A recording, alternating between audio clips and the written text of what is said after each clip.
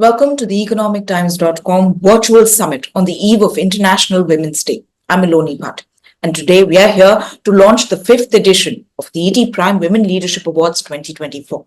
Now, these awards celebrate women leaders who embody entrepreneurship, innovation, and excellence, serving as inspiring role models in their fields.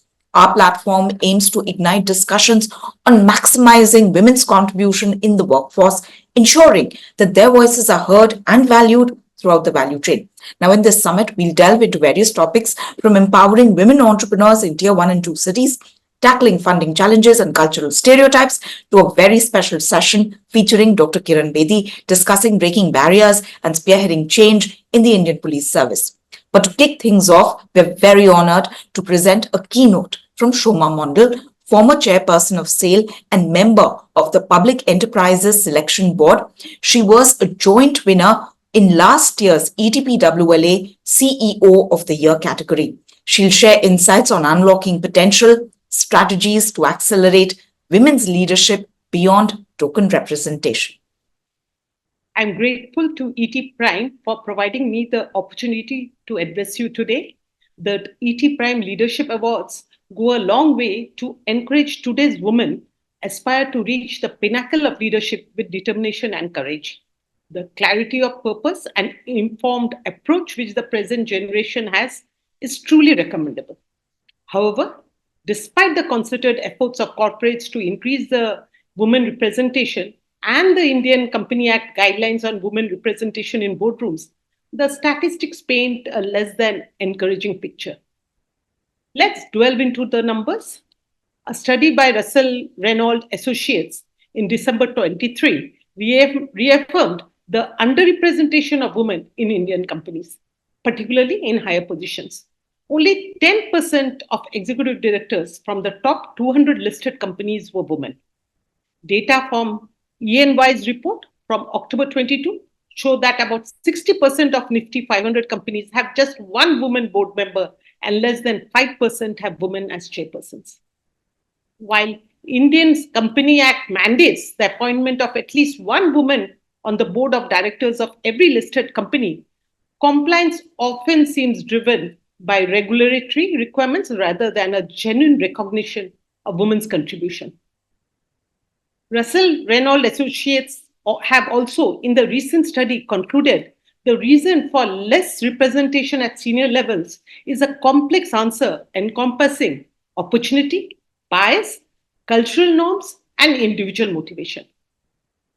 It states that women are more likely to underestimate their potential, express loyalty to an organization, and feel deep ties to their workplace, hence more unlikely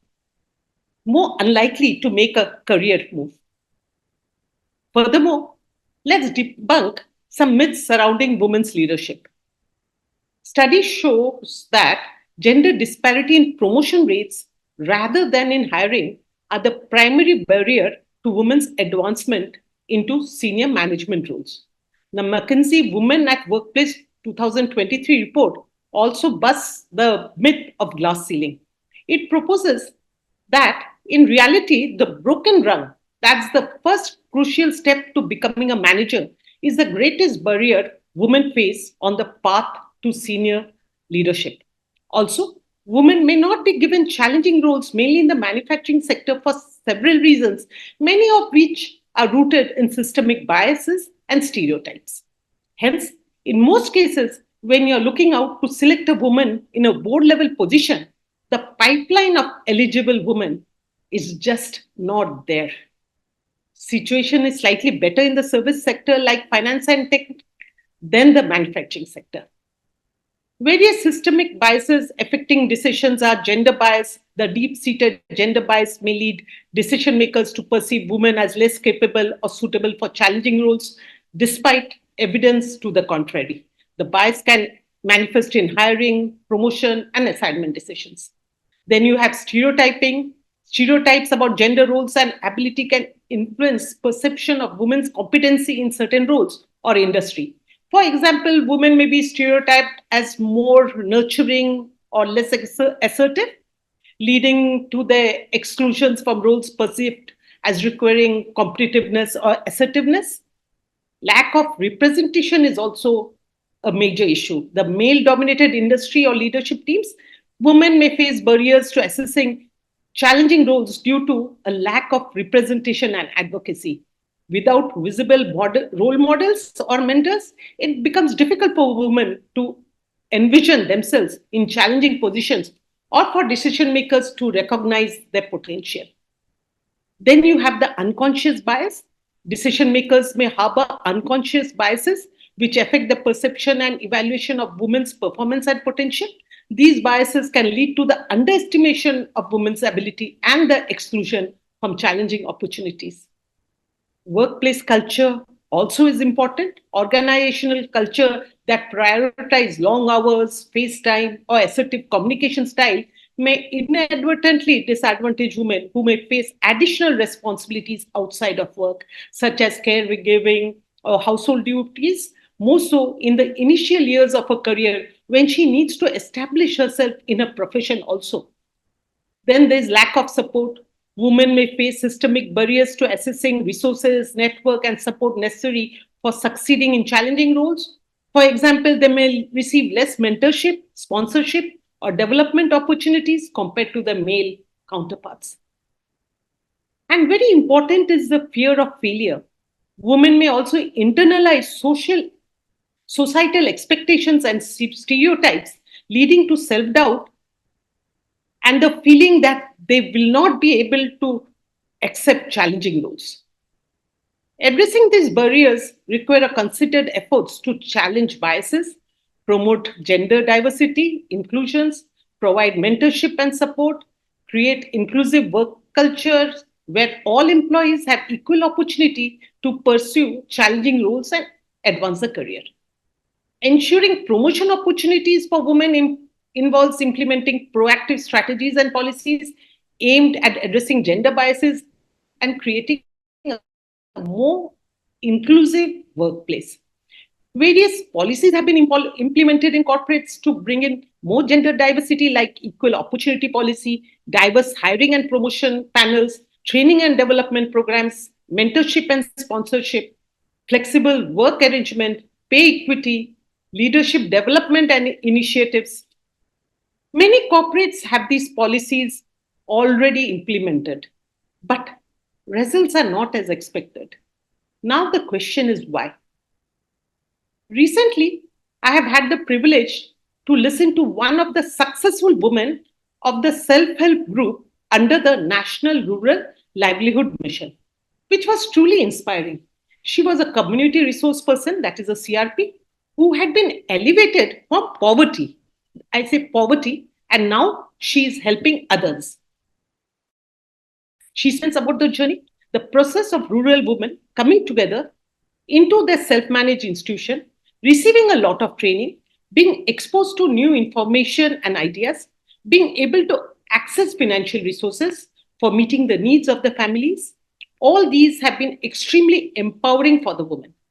From freeing them from the clutches of the local money lenders to giving them a status and identity in the society and family, and in many cases, being elected to the local self-help government bodies, these institutions have resulted in social, economical, and political empowerment of women. Women have been managing these institutions themselves, including the loaning and the repayment, maintaining proper accounts, getting it properly audited, etc. If you analyze this as a case study, it becomes clear that the success here is for the following reasons. That is, believing in the cause by both the members of the self-help group and the implementing nodal officers, and the belief that this is a necessity. It needs to be done. Secondly, the passion to achieve. Then you have implementable policies, supportive ecosystem, success stories, role models, and the first and the last mile connectivity. I find a lot of the solution to a problem of today, that is, how do we accelerate women's leadership beyond token representation, in the success story I just spoke on. And they are, first, the corporates need to believe that promoting gender diversity and equality benefits not only the individual employees, but also the organization as a whole, leading to greater innovation, productivity, and competitiveness. Hence, it is a necessity. Secondly, all involved should have the passion to bring about the change. There should be clear policies to support gender inclusivity. And as I mentioned earlier, many corporates already have such policies. To ensure that the policies are not just a piece of paper, the management or officials responsible should be passionate about bringing in gender inclusivity in all their decisions, promotions, placement, etc., and not just token in nature. Workshops may be held, best practices of other companies, learning from each other. All this will help bringing in the necessary change. Regular audit of the inclusivity goals, why the goals could not be achieved, what more can be done. Then you have women who have succeeded in each level and who are passionate to see other women succeed, can be role models for others, have sessions where they speak about their success stories, provide the necessary ecosystem of support. Then the mentors and sponsors which we have, they should be persons who believe in this cause. And most important, wherever challenging roles are denied because of social biases, which happens very frequently in the manufacturing sector, please speak out and give the confidence that you can, because these social biases are deeply rooted in our minds.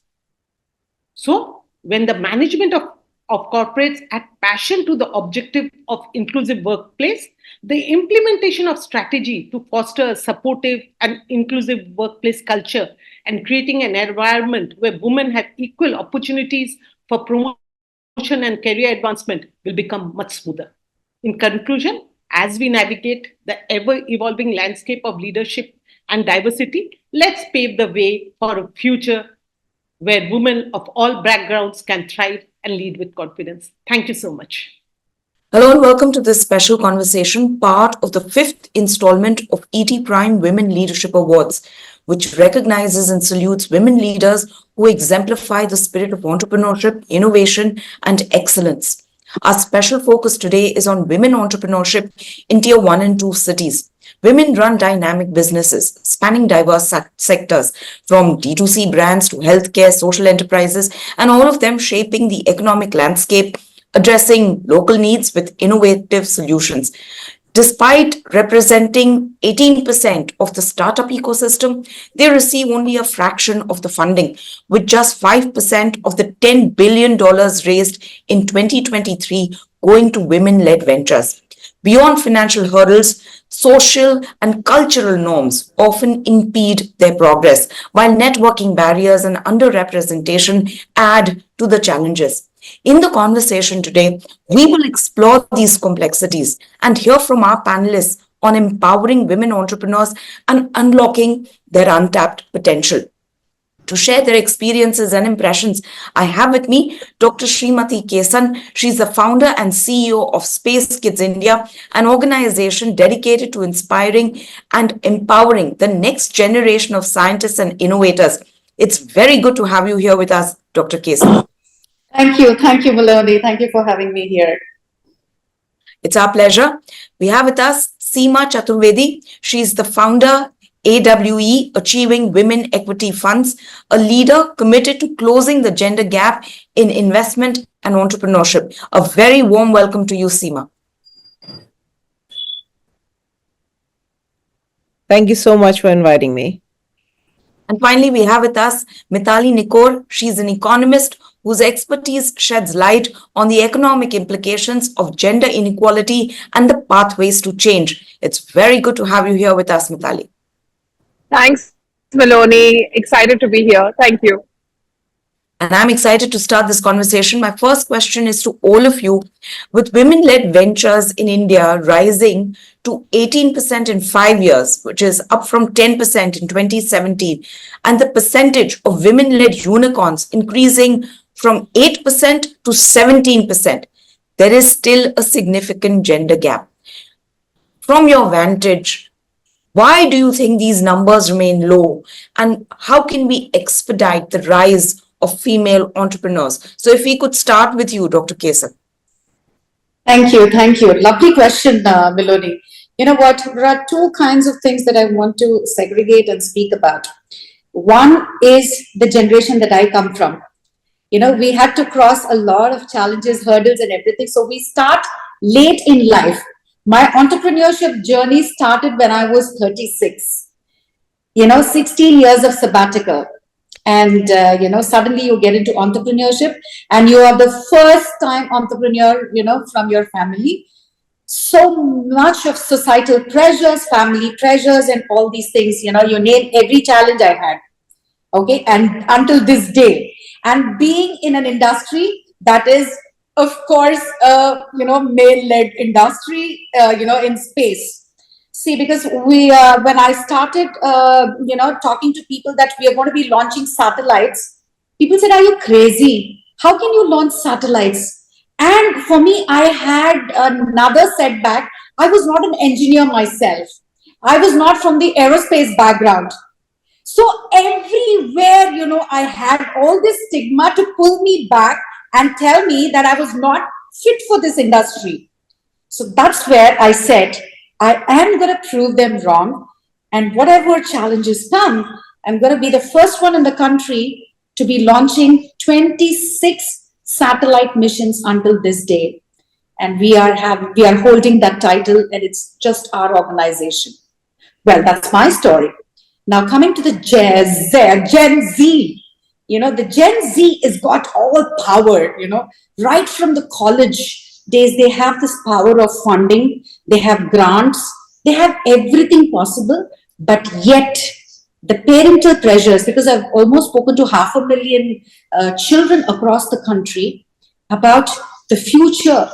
And you know what they say? Girls, marriage is in the card. When even, they may be doing BTech in biotechnology, they're bright students who want to get into PhD and everything, but still parents are still focused on that stigma of getting them married. They say, you get married, you do anything after that. But after that, how is life? You have a child, you have family to take care. Come on. When that zeal and enthusiasm is there, I think we should be there. Then the progress is, 10x. But unfortunately, all these things are binding us still.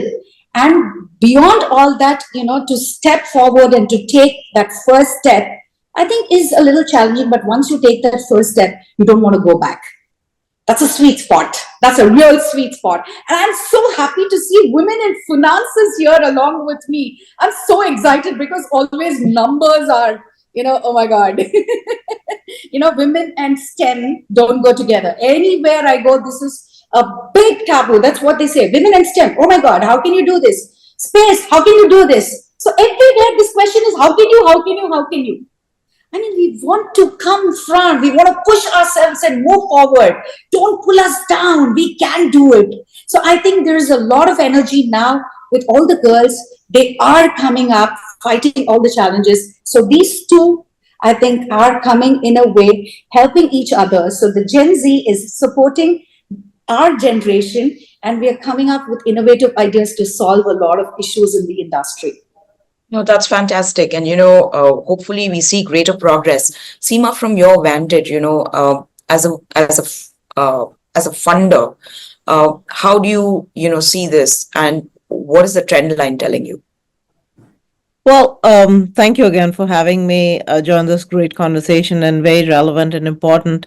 From our vantage point, we've actually seen this evolve, because back in the day, everything that Dr. Kesan spoke of, we have seen and in fact lived that journey. We are optimistic, and we are seeing the trajectory is upward in terms of the progress that we're seeing. However, we would love it to be more steep. Right now, also, and I echo the sentiment of Dr. Kesan in terms of emphasizing the fact that while there is progress, it's not fast enough. So clearly, it is said that there's, say, by varying estimates, there's anywhere between 130 to 190 years where it'll the number of years it'll take to get to gender equity, which is kind of a little too long for any one of us to wait. and all of us are motivated to try and move the needle in our lifetimes. So we are optimistic, but we would like to steepen the curve on in terms of the growth we can accomplish. Mitali, your views. So I think, Miloni, we have to look at the labor force participation rate of women in India. It's intricately tied to the entrepreneurship conversion rate, right? Because the question you asked is about entrepreneurship. Now, I'm a new entrepreneur. I'm 34. I've been running my business since I was 27. And I'm literally the only woman led policy advisory firm for governments in this country, even today. Like there are other women, of course, partners of other consulting firms and the like, but they're not the only women who are running their firms. They're running it either with their husbands or with other partners. I'm literally the only one. And even today, right? Like it's been so many years and we haven't seen an entry. Why is that? It's because there are barriers. There are barriers to entry because when you're running a policy advisory firm, you have to have the ability to take long gestation periods between the payments that come to you, right? You have to like take time. You have to pay your team. You don't know when your client is going to pay you.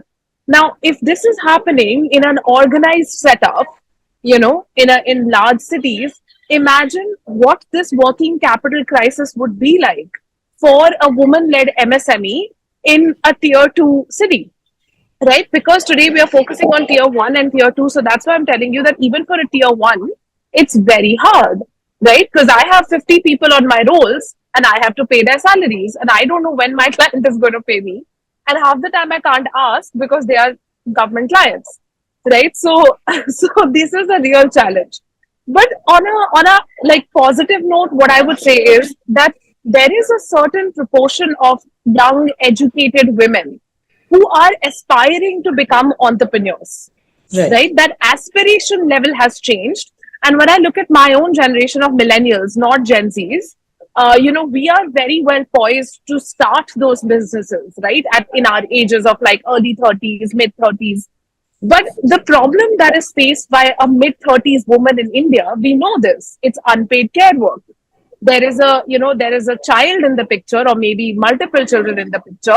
There is care work for your elderly parents. There is care work for long-term dependent adults, right? You could have any sort of care responsibilities. And unlike other countries where you have care services and care infrastructure available, in India, that care infrastructure is either completely out of reach, affordability wise, or it's just not there. And this is, completely out of line with government regulations because as per the Maternity Benefits Act, since 2017, all working establishments, if they have more than 50 workers, female workers, more than 50 workers, have to have a creche. But we know that the compliance to this regulation is almost nil.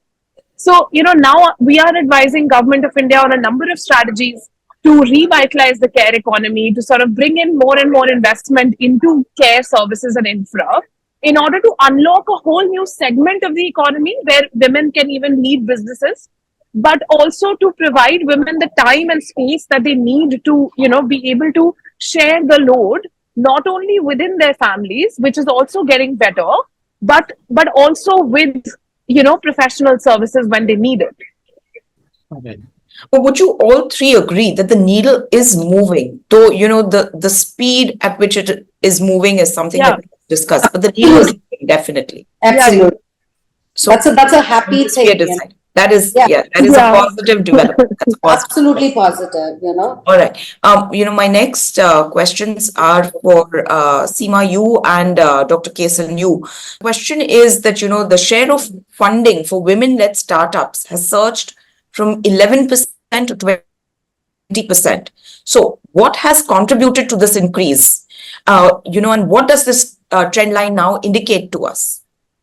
The reality of the background, just to give some context, is while the government of India has done a phenomenal job in coming up with schemes that specifically promote women entrepreneurship and have mudra loans and similar such loan products, sometimes collateral free. The reality is that any debt requires collateral at a particular scale. And the reality also is that collateral is usually not in the name of the woman, as in most homes are not either the wife is or the woman in the family does not have access to the home as collateral. Even if she's on the name, the family would say, "Are you crazy? We're not risking our home for growing your business." And the bias is so strong in not allowing for access to collateral. And without collateral, banks find it difficult to continue lending because they have a business model which is mostly predicated on access to capital, the cash flow business. So, a few things, and I want to go back to your comment about while the unicorns of, and as a venture equity fund, we see that as an opportunity because the equity has to underwrite or build or provide for building of the debt leverage that a company can take. I see it as an opportunity. It is not as appreciated by other investors because for please understand the cycle of a company's growth. When you need funding the most as a woman founder is typically in the early years before you institutionalize your company. And that is where the biggest bottleneck is because that's, I call it the valley of death. That's kind of where you don't have collateral, you don't have as much access to equity because venture as a category, which is typically the pool of capital that'll come in earlier, is very driven by subjective um, modes because there isn't a ton of data to analyze. As the companies get bigger, they institutionalize their process, the companies, their financials, etc. So you basically at the early stage are betting on the founder. Now, it's human tendency for people to invest in something that they're familiar with. And typically, if the money is controlled by men, uh, as in the venture industry is significantly very male dominated, those men will invest in people who are men and for the simple reason that they're more comfortable with the delivery capability or they're more familiar in terms of will that person deliver. And I'm not saying this is necessarily always conscious bias, but there's always this unconscious bias. And the amount of times we have seen, in fact including ourselves at some times, of saying, and we have to be very mindful of not letting this bias come into play, where the questioning from a venture capitalist for a woman founder is more about will she be managing the risk versus the questions that get asked of a man, which is how much of an upside can you get? And that right there impedes the venture model because the venture model is predicated on how much growth you can achieve. So if you've moved your head away from looking at opportunity to managing risk, you're not investing strictly with that venture mindset. And that unintentional bias can also weigh down. So we're not out of the woods. To answer your question more directly, yes, there is growth, but the growth is painstakingly slow, and it needs some serious intervention. And I've written an op-ed on this issue, and this was a few years ago. And fundamentally, it goes back to the whole Hindi adage, which says "Jiski lati uski bes." So it loosely translates, if you extrapolate to the world of funding, the person who's making the capital allocation decision has to be familiar with the concept and the type of businesses that they can be comfortable with. And this actually becomes a great area to promote women in the asset business, management business, or the fund management business. So yes, there is growth, but it's way slower, and I don't want to undermine how difficult it is for women to access venture equity. Right. No, this is,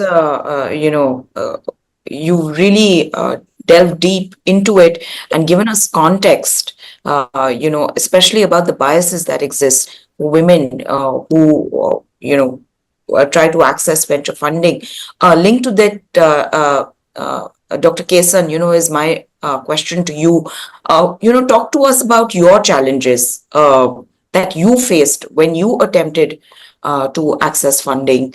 And, any, what have you learned from that? Anything that you can pass on to perhaps other women who might be going through a similar journey? I would literally say copy, Seema. Because, oh my God, as she rightly mentioned about the collateral and everything, the only collateral we have is the jewelry, the traditional ones, the jewelry that we possess, and that too, without the family knowing, we need to do something with the friends who will not open their mouth. And we have to get some hand loans. It's very difficult because we need at least 5 or 6 technical people. And for me, my sector is totally different. I'm the only woman in that industry and, trying to do something. And nobody would give a look at you, until you prove in science and technology. So we had to literally launch 4 orbital satellites for people to say, what comments people would pass in the Facebook, in social media. Oh, ye kuch nahi janti hai, ye kya karegi? I mean, literally brutal comments. Shark Tank, I wanted, because our industry is such that unlike the beauty products or unlike the fashion industry, it's cash driven, it's intense finance driven.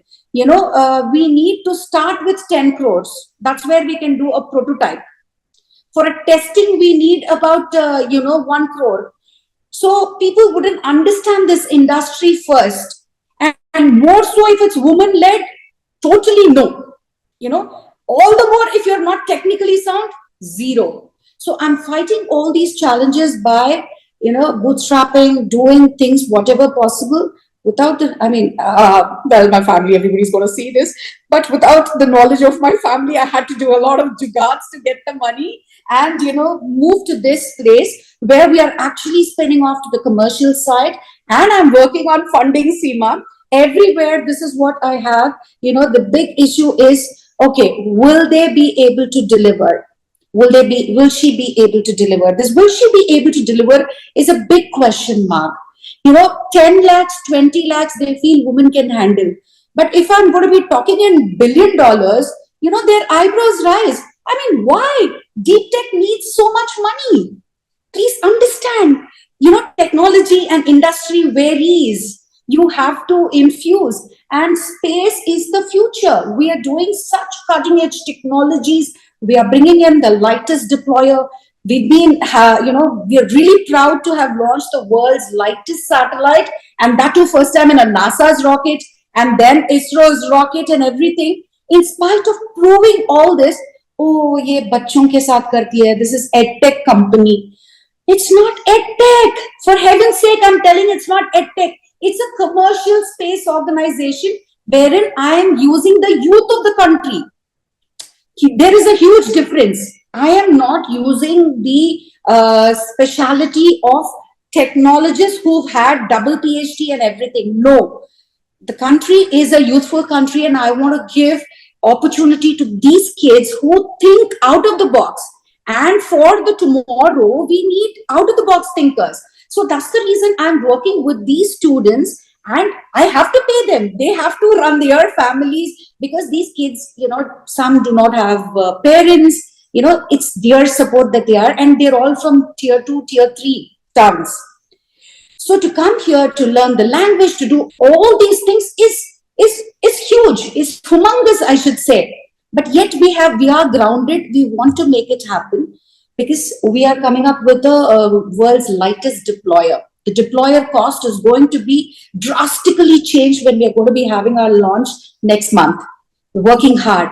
This industry is going to be. So I am talking to the funder, I'm talking to the VCs, and I'm explaining to them, this is what, okay, maybe if somebody can, come to you first, we will wait. We will see how you perform. And probably then, that puts you off.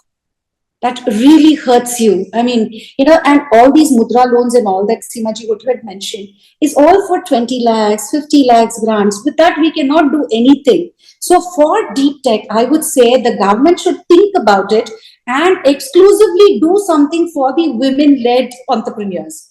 Until and unless you give that chunk and trust, first that trust that we can deliver, that's very important. Seema, would you say that, someone like Srimathy could get venture funding with the kind of capabilities that they have shown so far? Or what would you say could be some of the stumbling blocks that an organization such as hers could possibly face? Well, so, fundamentally, what we have to recognize is that the funding does come in different shapes and forms, and not all funding is suited to every organization. So let's get that basic right.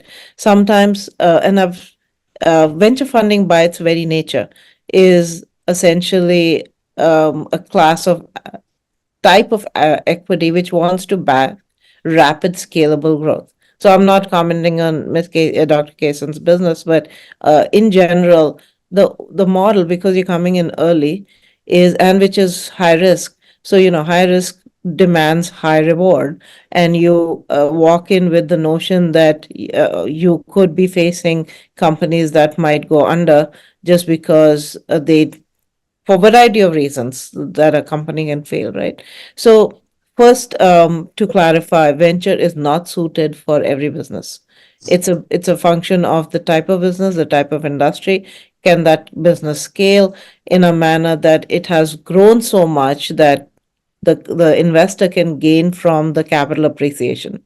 Because unlike a traditional public equity, which does pay you dividend as another form of income, the only income a venture capitalist will have is the illiquid asset class that it is the capital appreciation, which then presupposes a rapid scale of the top line of the company and essentially anything that feeds valuation. So the point here is, will venture capital fund something that is scalable and can deliver essentially rapid growth with a high, even though it comes with high risk? That is the category a venture would fund, a capitalist would fund. The other sources of capital for that have come up in other parts of the world also. I mean, there's obviously government sources and there's grants sometimes. But I tell all companies the best source of capital is your customer. So revenue is the best source of capital, and even better, and the best source, better than revenue, is profits. And the interesting thing is, women are very cash flow and profit minded. So I want to, to an earlier question or comment you made about unicorns. Look, that's a great thing to have, but you can't go, but that doesn't have to be the goal of every business. A business which is growing year over year, 30%, is delivering and doing just fine and has profits, sometimes can be far more powerful than having some businesses that grow blitz scale and yet don't have the cash flows to support. So again, every be sustainable and be resilient and just keep growing. So stable growth. Here I would like to add, in this industry, space industry, to actually, see some profits, it's going to take at least 5 to 7 years. It's not a single product that you can just sell off the rack and, you can make your profits and you can show all that. This is more technology where you have to keep speaking and once prove, to prove that technology, it takes about 2 years because it's, it's so finance driven. So, to prove that 2 years, and after that, you have to build, sustain. So, that is going to take at least 5 to 7 years. And that is where the whole catch is. And most of the time people feel that, they need to start getting revenues in end of second year, third year. So how was your repayment and, all these things. So these questions. So I think the best would be if, government would support such people and such women-led, deep tech entrepreneurs with grants or loans or, something that could support them and not put pressure on them. All right. Mitali, you wanted to make a point. Yeah. So I think I'll now come in, Miloni, on a couple of things, which, both Seema and Dr. Kesan have highlighted. I'll wear my policymaker hat instead of wearing my entrepreneur hat for these comments. So the first thing is on mudra loans. We've spoken a lot about mudra loans in this conversation. I want to make it clear that the intentional target of a mudra loan is not the people in this conversation. Correct. Right? The actual average value of mudra loans for women is at 30,000 rupees over the last 5 years that have been taken. Yes, 70% of mudra loans have been taken by women, but their average value has been 30,000 versus the amount that has been taken by men. The average value is 90,000. So even in your, tier 3, tier 4 rural areas where the mudra loan uptake is the highest, the average value that is taken by male-led enterprises is 3 times that of female-led enterprises because of many reasons. As we discussed, the aspirational level itself of women entrepreneurs in rural areas and smaller towns is not that high. The idea is I will take a small loan, run a small shop, do my own small thing so that the amount that I'm earning is enough to meet my consumption expenses. My discretionary income should rise, and this is not a contribution to household income. We have met and interviewed a number of women enterprises who are primarily nano enterprises. They are not even, employing more than 2 people or 1 person even. They are like enterprises, and they just want to earn a bit of money and they want to work flexibly. So, mudra loans is not something when we are talking about tier 1, tier 2, high tech, etc. Now, the scheme that came out for high tech and for, deep investments, as Dr. Kesan was asking, that, how can government's patient capital come in to complement the, venture capital funding that's available in the market, which is an impatient form of capital. And, when we bring in financing from multilateral development organizations, or we bring in, financing from an IFC or a World Bank to complement the, government financing, that is concessionary financing, which is meant to, invest in companies like, a company like a space company, which will say, I need 10 years to show returns, right? Now, in order to do that, in order to convince, that investment to happen, you have to convince government policymakers to say that space is a priority sector. Right now, the thinking has been that there are 4 or 5 priority sectors where I see women entrepreneurs, right? I see them in food processing. I see them in textiles. I see them in, now I'm starting to see them in nursing or in education. So let me, prioritize those sectors. But tech isn't part of that. So I think this is what we are advising governments as well, that there is a need to move away from traditional women dominated, low value, low productivity industries to industries which are fast growing, which are big contributors to the economy, not only including tech, but also infrastructure industries like logistics, like renewable energy, like, climate action, like water and sanitation, which are, and now the care economy, all of which can have high returns and have a huge sizable interest amongst women entrepreneurs in tier 1 and tier 2 cities. Now, but how do you bridge all of this as a government, right? Because as a government, your biggest problem is asymmetric information. How do I judge whether I'm, investing in a woman entrepreneur A versus B, which one is going to be successful? Because as a private sector, as a Seema, she has access to a lot more data, from a number of other sources about consumption, etc., which governments actually are not supposed to have, right? So there is a lot of policy work that is happening on alternative sources of, proving your collateral value, because obviously you don't have land.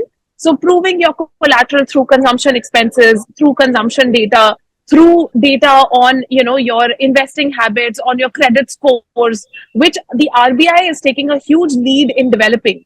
And those are going to help women entrepreneurs in the days going forward. So I would say that, the government intervention is no longer restricted to having, an expanded version of Startup India, an expanded version of Stand Up India, and having, alternative credit score mechanisms as policies, which can help both the private and public sector. And the last point is on fintech.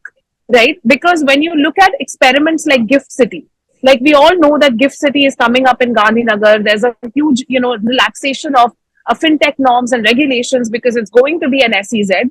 Now, how many women are able to get financing in Gift City is a separate target that the government of Gujarat has established. So I think it's very important to, also give the government credit where it's due, that they are thinking about Nari Shakti, they are thinking about, women-led development, and this is reflecting in the policy actions that is being taken. And of course, we are constantly telling them that this has to be done. All right. No, very good points raised, Mitali, especially, when it comes to the government attempting to bridge, especially the policy gap, as you pointed out, that exists. Seema, I'd like to ask you, and I think this bears out what Mitali was telling us. According to PwC, Bangalore, Delhi, NCR, and Mumbai, they account for 82% of all startup funding, or at least they did by the end of 2022. Now, on top of all the challenges, that we've heard women entrepreneurs face, speak about the challenges of securing funding when you're starting a business and you're not in a metro. And the kind of role, that private and public sector that needs to play to ensure that startups beyond metros can secure funding. I am a firm believer that there is great wealth in the Bharat, the smaller towns, fundamentally because that's where 70% of the population lives. And where they live, they consume. And when they consume, there's a market that is created. Unfortunately, however, the reason again that there is more of an aggregation towards sources of capital in the big cities is because those sources of capital have to show an exit to their customers.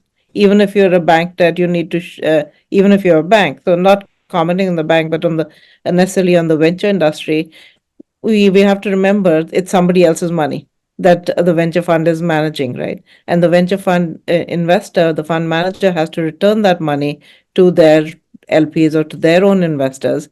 Now the question is where is the probability of exit going to be the highest? And the general, again, that is also a bias, but it's in some cases borne by a real world experience of saying the ability of to be able to secure that exit would be higher if they are in a place where there are other sources of capital. Adding to which, it is also a function of being centers of excellence in their own existence, where do you have enough resources? So, the exit is predicated on how fast the company can scale. To scale, what you need customers, you need people to deliver, you need processes, and your product has to be robust, and the product has to be robust, built on the backs of competent, capable people. So can the company be situated in a location which is in a smaller town or a city or even a rural area where there is a feed of all of these raw materials, essentially, as I talked about, coming down to the people and the pool of talent, right? And if there is a scarcity, there's a reason why centers of excellence in terms of geographic areas develop. That's because the whole supply chain is there, and then you have the talent of people that can help grow that scale, that business to scale. So if there is a way to disaggregate it and allocate that availability of capital, which is human resource capital, who are trained to be able to deliver, then that contributes to a distributed model of value creation in smaller towns and cities. But because there is often an aggregation in a bigger city and town, which so the money follows where there is opportunity. If the perception of opportunity is a sustainable opportunity is in a bigger town, that's because there's a flight of talent into these bigger cities looking for money. So it becomes a vicious cycle. So, there's a reason why Bay Area, for example, is or was, there's a reason why Bangalore is an attraction for tech talent. Now I'm noticing a lot of climate tech come about in hubs of Delhi, NCR region. or even Bangalore for sure. But again, that is where you find talent, that is where you find markets.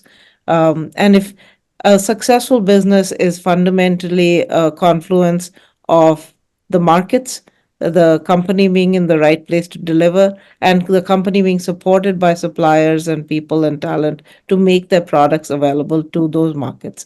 So So while the markets in this equation, if all of those 4 or 5 things are in sync, then it's a great business.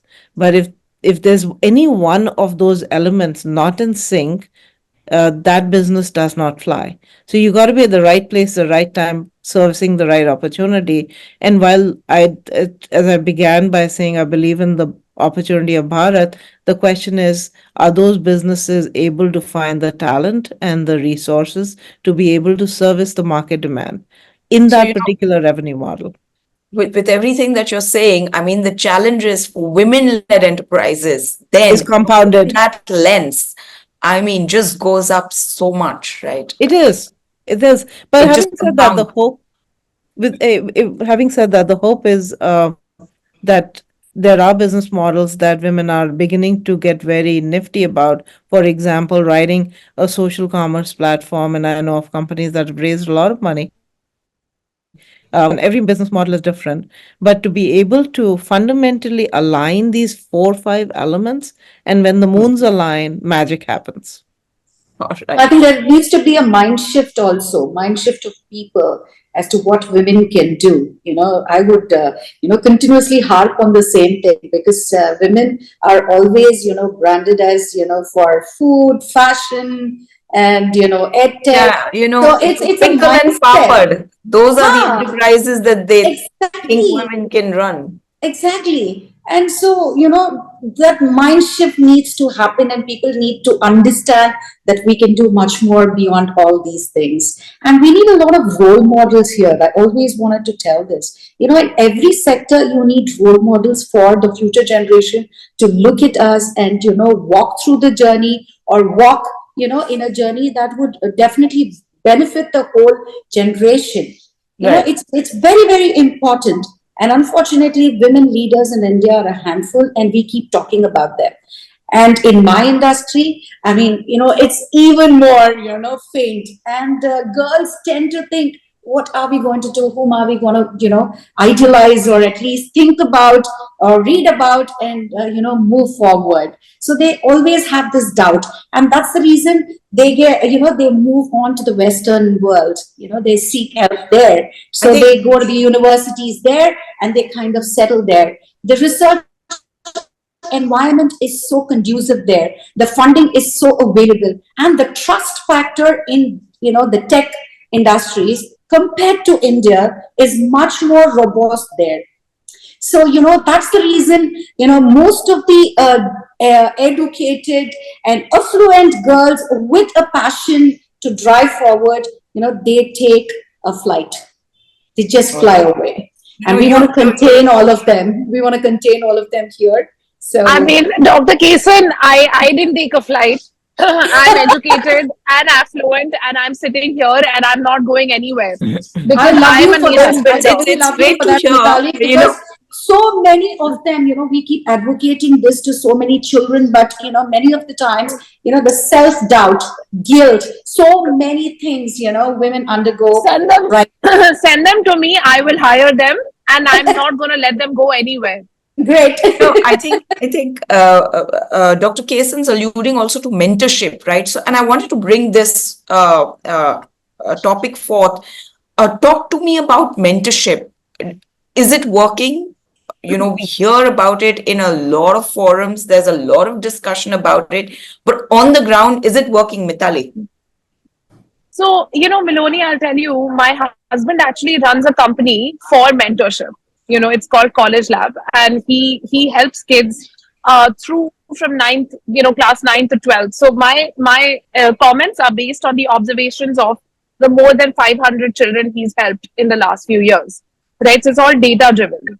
The first challenge that is happening with the children right now is the amount of pressure that they're facing in the classrooms, right? We are talking about tier 1 and tier 2, of course. I'm not going to talk about the others because there it's a completely different set of challenges, right? We are talking about teacher shortages, etc., and the poor learning outcomes when we talk about tier 3 and below.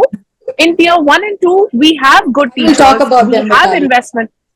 Yeah, so we have investments that are going on in tier 1 and 2. The schools are like world class, right? Even sports facilities and everything, they are being set up. The problem is the pressure, the amount that you are being asked to achieve as a class 9th or a class 10 student, and then definitely the sponsorship and mentorship, right? What happens is, for a woman entrepreneur, if she's starting, like when I started, I didn't have any mentors. I in fact had a lot of people in the industry who were waiting to pull me down, including women, women who are above a certain age as well. They are also saying, no, I don't want this young person to enter. So for a young woman entrepreneur, there are a lot of barriers which don't exist for older women. And for us, it's much harder. Again, I think Seema ji can also attest to this. If I, as a 35-year-old or a 34-year-old, go to raise funding, they'll say, is your dad involved in the business? Is your husband involved in the business? So it's the mentorship that you want, and the sponsorship that you want, not only mentorship that you want from older women entrepreneurs, older male entrepreneurs, to show you the ropes. How do you win business? How do you retain your person from leaving? You have a really good person in your team, you don't want them to leave. How do you retain them? Because you can only pay them so much, right? The retention has to happen also because of their love for the organization.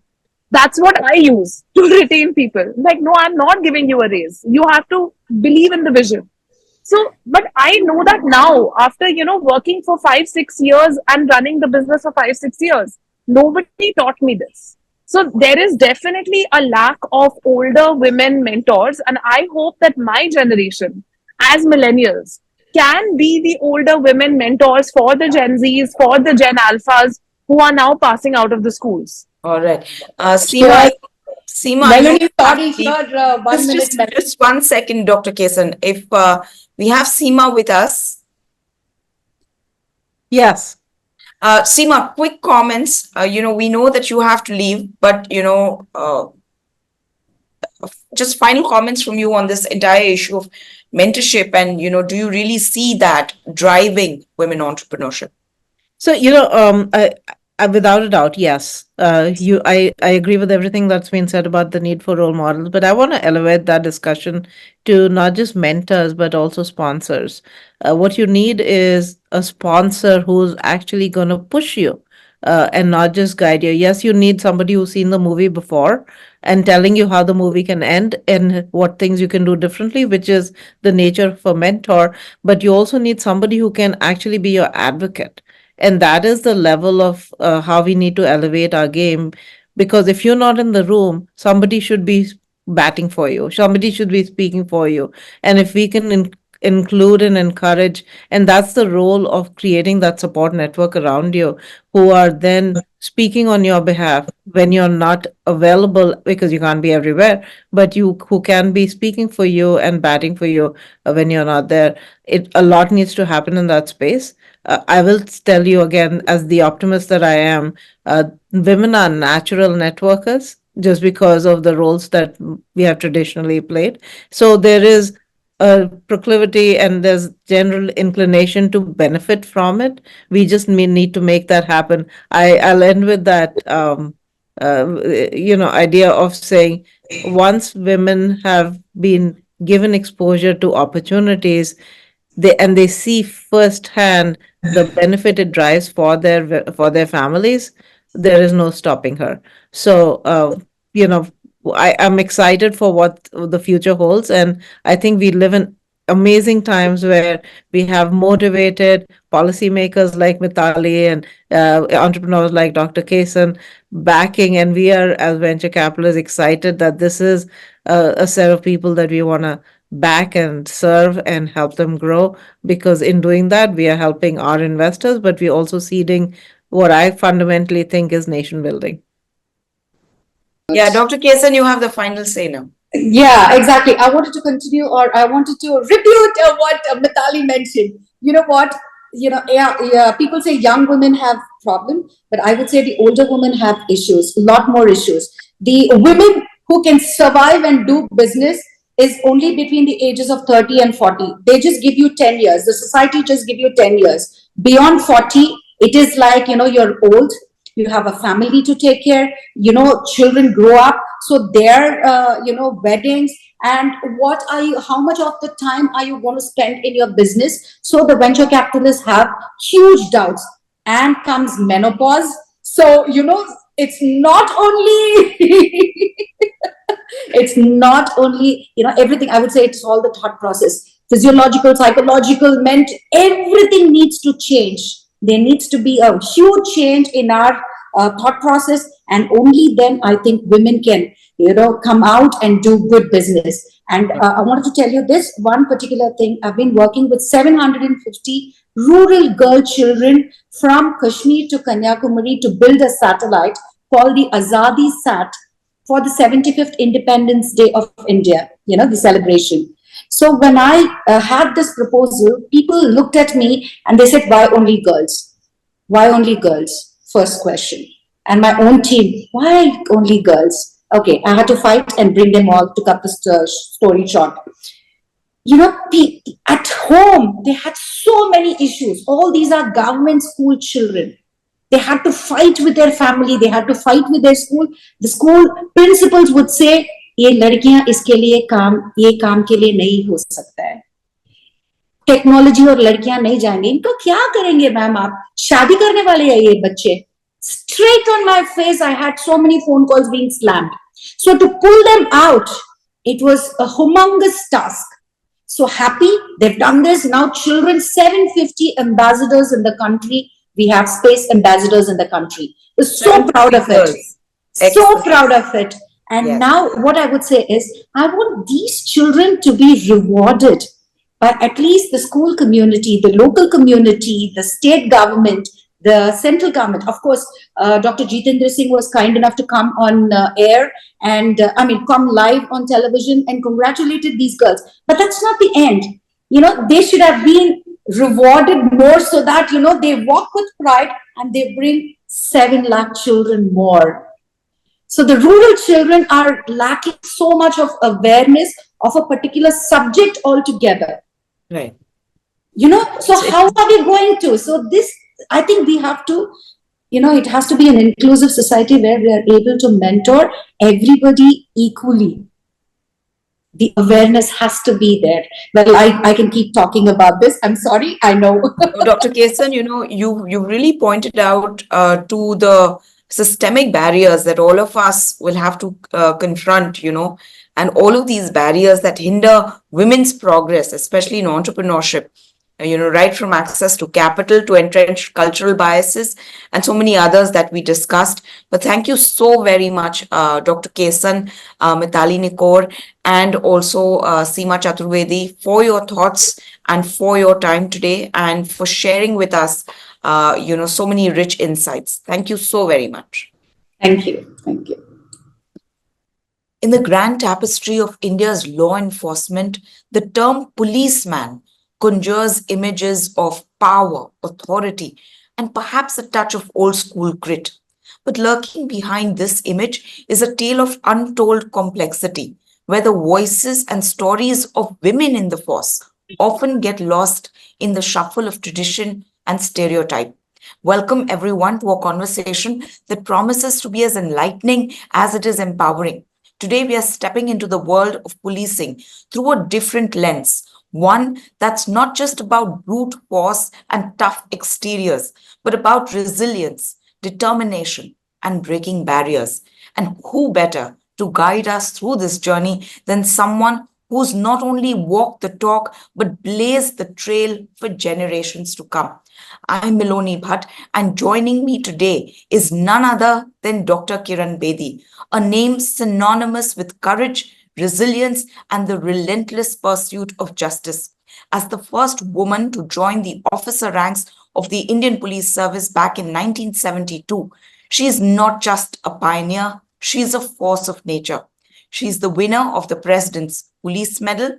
The reforms she introduced in the prison sector as Inspector General in Delhi won her the Ramon Magsaysay Award in 1994.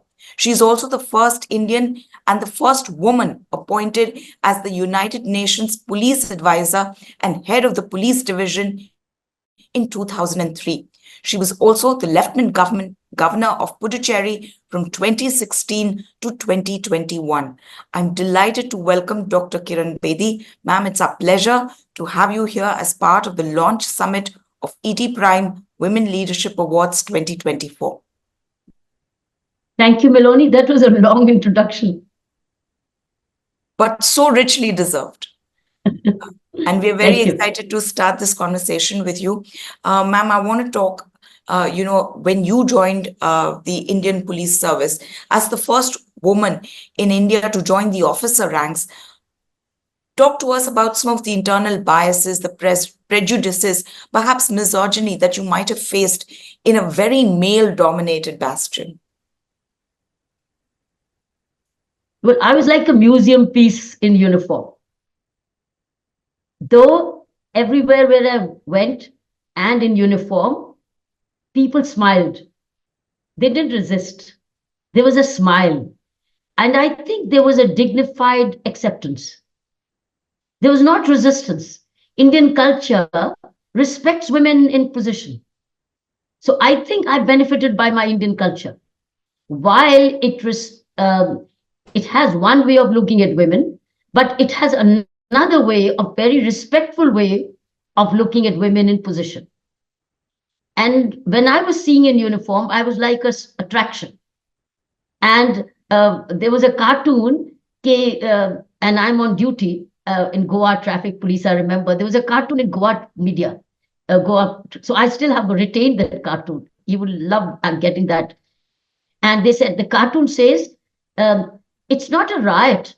Policemen are using the sticks to move them away. And the cartoon says it's not a riot.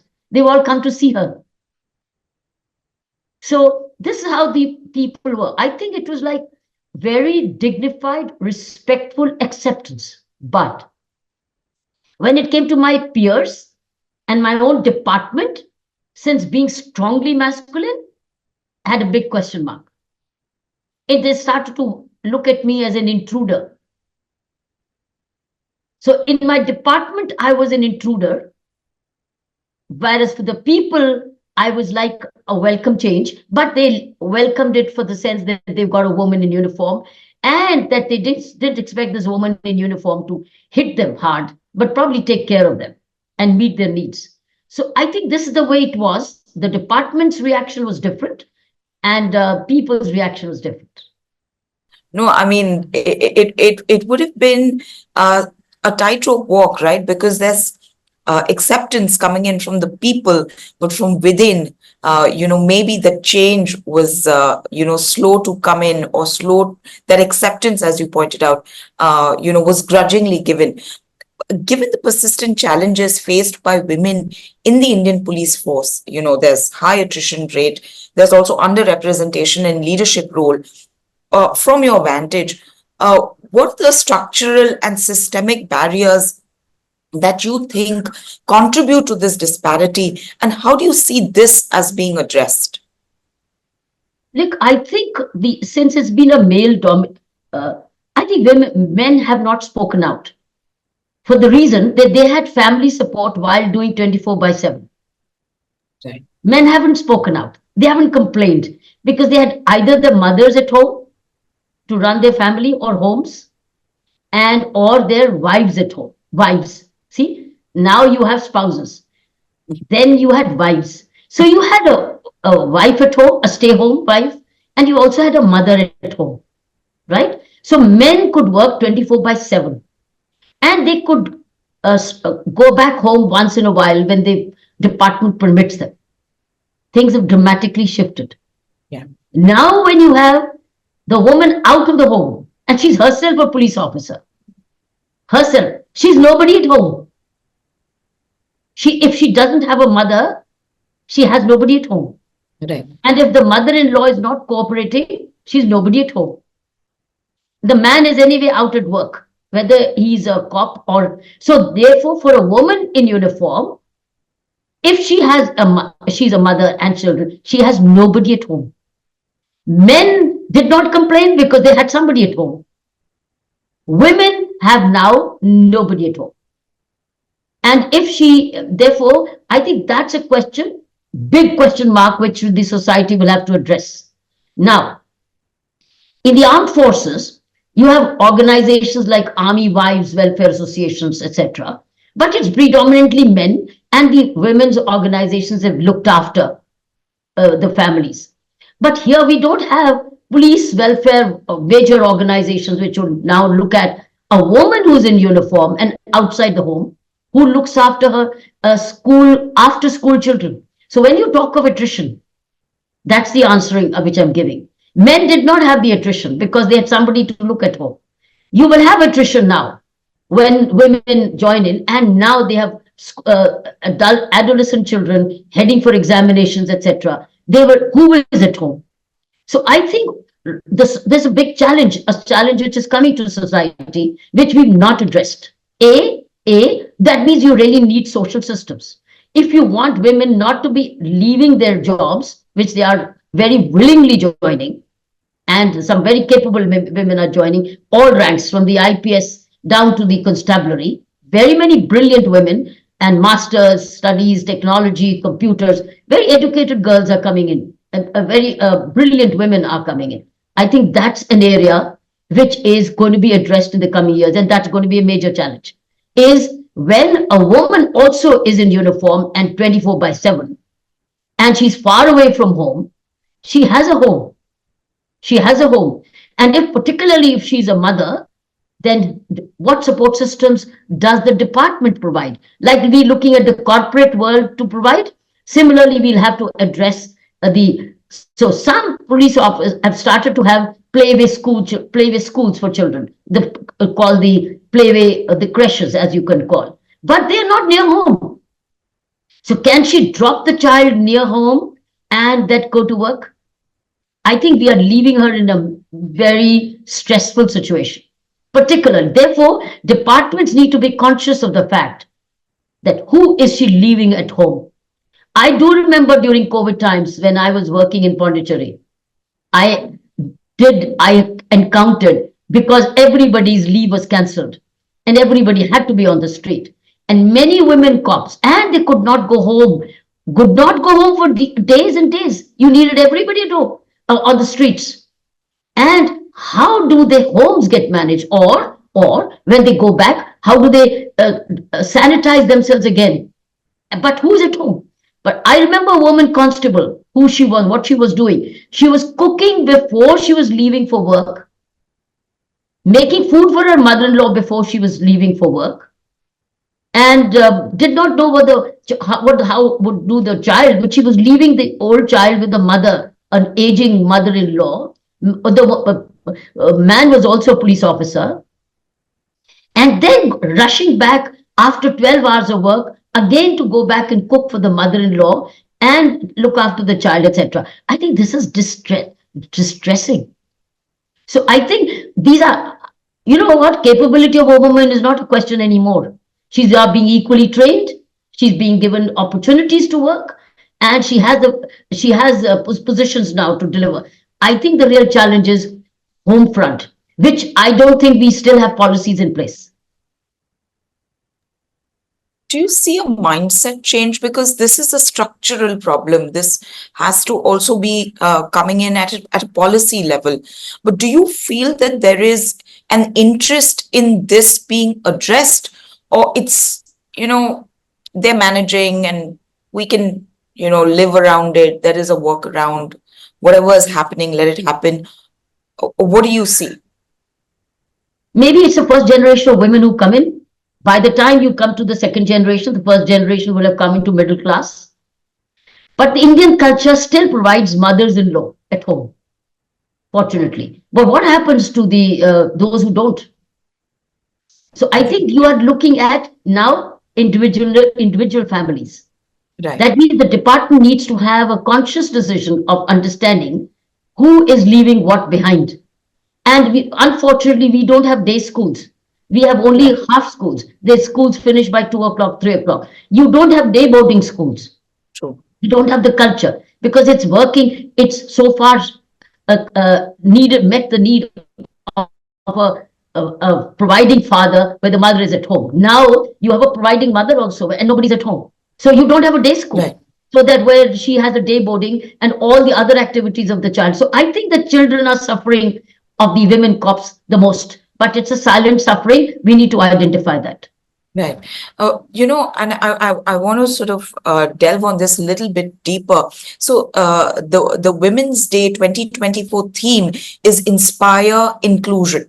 And considering the specific challenges, that have been documented in India's policing system and the challenges that you've spoken of, how do you envision recruiting and nurturing the next generation of female officers, because they are going to demand all of these things that you're pointing out? And what sort of infrastructural changes do you believe are necessary to support the success of these women? Women are being recruited right. They're being recruited on merit. And a lot of NCC cadets, a lot of sports girls, a lot of outdoor activities, strong girls, strong-willed. These are women who are because no woman constable can be forced to say join the police. She has to want to join. So first of all, you've got the will. She's not joining for the sake of a job. She is not going to look at policing as a job. She's going to look at policing as a challenge, which is a sense of fulfillment for her. So I think the recruitment is on track. What you have to see is keep them in the board, keep them loving the job, keep them dedicated, not becoming divided and conflicting in their minds. How do they serve?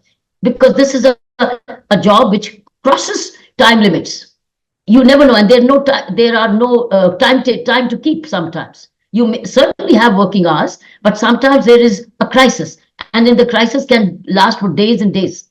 So I think that's an area. Recruitment is right. Keep up-training them, upskilling them, keep deploying them, keep getting the sense of fulfillment, keep the psychological well-being, keep connecting with them, keep doing one-on-one as welfare with them. That's the role of the senior leadership. Senior leadership will have to keep talking to them, chatting with them, non-hierarchically, and then mentoring and allowing a lot of networking and a lot of bonding. I think Delhi police has thousands of now women in the cops. I think they need to network. They should allow a network. They should allow bonding. The other day, at home in Delhi police, I came across these many young IPS officers. And I said, how many of you are there? They said, we quite a few now. I said, do you network? Do you meet each other? Do you meet over a lunch? Now that you are now 20, 30 plus women IPS officers in Delhi police, I said, now you're a good group. Do you have a lunch together once in a month at another's place? Do you network? Do you bond as a sisterhood? As a sisterhood?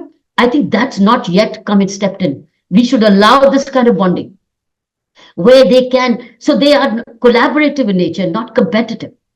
We must not allow competition to come in. They will get their seniority, they'll get their ranks and file, promotions and posting. I said, don't compete with each other. Now, this is one thing, don't compete.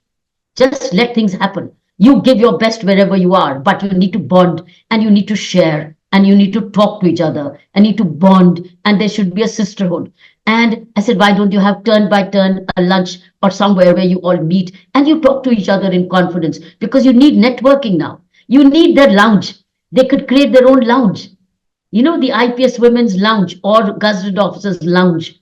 So co-opt the ranked, those who've got gazetted ranks. So IPS group and the non who are entry group may enter the IPS one day. Bond with the next generation so that you cut across barriers. What has happened in male policing is very hierarchical. Right. Women must break those hierarchies and connect with each other, bond together. And so many thousands of them together in Delhi police is a very big number, rank and file. But at least few women officers also talked about the welfare measures of the rank and file, because they should be looked up as mentors for them. Right. Yes, they, become mentors for each other, sponsors for each other, and, a strong sisterhood, which, as you say, should be collaborative, rather than being competitive. I want to talk about prison reforms, reflecting on your pioneering efforts in reforming the hard prison complex and advocating dignity for prisoners, especially at a time when open prisons are being considered.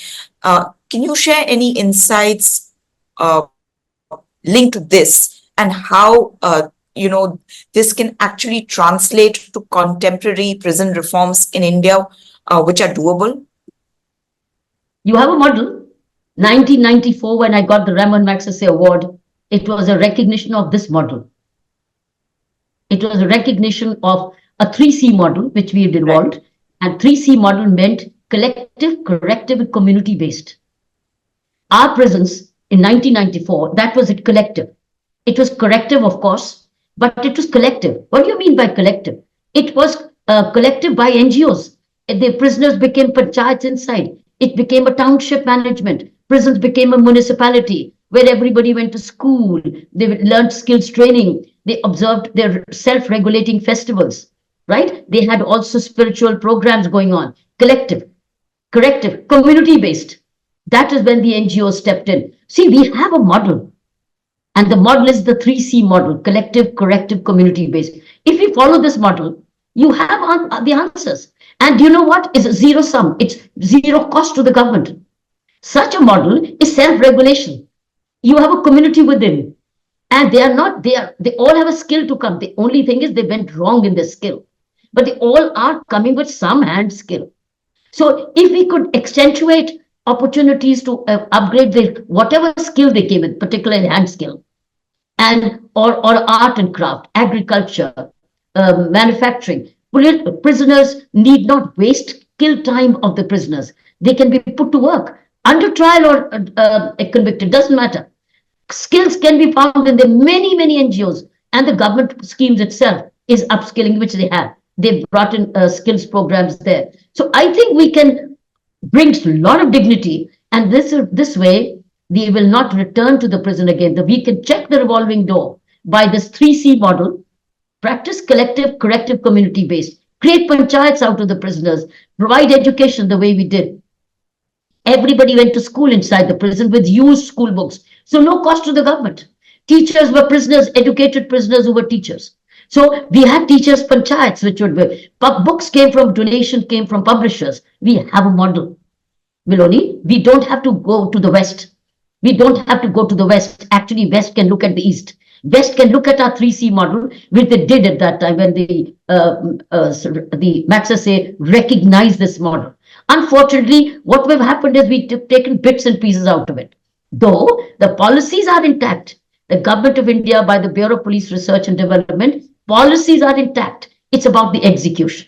Execution of more than 1,500 prisons in India. It's the execution collectively. The children's education inside the prison, playway schools inside the prison, women empowerment, women being upskilled while in prison. All this is achievable without government budgeting, and can all be NGO driven, community based driven. And you have skilled people inside the prison. You identify the skill. Don't ask them what offense, you know what offense they've committed, but ask them, what skill have you come with? What's your skill? Apply that skill and to create small classrooms and get them employed, deployed. So is And the there'll will be even missing? corporate funding in it to come in. Is the will missing to do it? Yes, it can be. It's possible, and we have a model. It's not at all difficult. And it's so simple. And then it also creates, that concept which we brought in, the ashram concept, that when the heart started to be called an ashram, it was ashram, it was also bringing in meditation. So meditation programs inside, mindfulness, you may call it, or meditation, because that calms your mind, which is revengeful otherwise and angry. So I think we have solutions, and based on Indian culture. All right. Now, this is now my last question to you. As someone who's broken barriers, paved the way for future female leaders in the Indian police service, what would you say would be your top learnings from your journey that you would possibly like to impart to Indian girls and women aspiring to leadership positions within the force, considering the evolving attitudes towards gender and marginalized identities over the decades? Indian girls are coming a long way. They're aspirational, and the opportunities are coming in a big way as per the government schemes now. But you see, there are at different levels. There's a bottom level, there's an upper, lower middle, and the upper middle level. But opportunities of education and skills development and recruitment and on merit, I think, are enormous. The ball is in the court of parents and girls. How parents groom their girls and how the girls take benefit of the opportunities. I think ball is in the court of parents, which is homes, and then the girls. But remember, they will not get anything unless it deserved and earned it. So now they have to remain aspirational, keep earning and deserving, and keep making yourself stronger. You're the woman yourself. Nobody's going to give it on your lap free because it's competitive world. So therefore, I would say, believe in yourself, keep aspiring, keep striving towards it, keep building on the opportunities, and make optimum utilize. Today, India is on the upskin and they're valuing the presence and the participation and equal contribution by this female gender. The kind of barriers that women face just in getting out of the house, I think those barriers also need to be managed. So a good message also for the parents to let their girl child's dream, aspire and achieve. Dr. Kiran Bedi, what an honor and a pleasure to speak with you. Thank you very much for your time and for your thoughts today. Thank you so much. Thank you. Thank you, Milad. Thank you. Thank you, ma'am. Well, that's it from all of us. We hope that you had some great takeaways from these very inspiring women leaders, and we hope that you will continue to watch our progressive coverage on ETPrime Women Leadership Awards. For more such videos, do log into our website, economictimes.com. But from me, Maloni Bhatt, and the entire team, thank you very much for watching.